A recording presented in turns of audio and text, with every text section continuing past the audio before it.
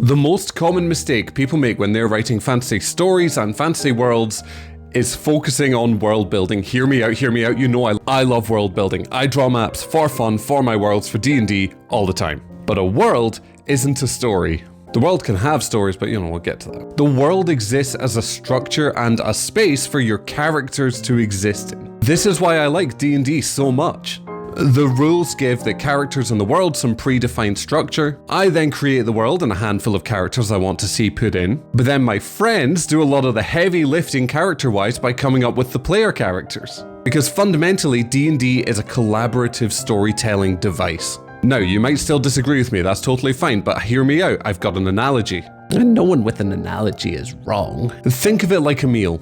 Rules give us the furniture, kind of the foundation of everything. So in D&D, this is kind of the rules of the game, but it could be something like a magic system that you've come up with. The world building is the food, and now I have just made this a smelly bit of broccoli, but don't worry about that. The food is a key and important part of the meal in the same way that world building is, but this is not a meal.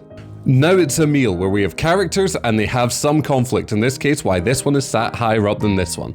The food and the table and the chairs can all stay the same, but we all know a family dinner and a meal with friends are totally different. The furniture and the meal are an important part. They are integral to the story working in any real way. But we don't need the most complicated meal. We don't need the most ornate furniture for it still to be a good time. We don't need the world building to be super detailed or super complete or anything like that, so long as it's good enough to facilitate the characters. World building's important, you know I love it, but it is just part of the frame that your characters live inside. So if you're writing a story or playing D&D or something like that, don't get too hung up on the world building if that's holding you back. I've seen way too many comments of people being like, oh, I would play D&D, but I've not figured out where the silver comes from in this local town that no one's ever gonna go to. Don't worry about it. Ooh, this analogy extends even better. Make sure when you're doing the world building that there's something for everyone at the table. Everyone at the table deserves to eat, so make sure there's something in the world building for all your characters. And don't include anything that will be really dangerous for the people at the table. Maybe chat to them about that before you play any games. Oh, I love a good analogy.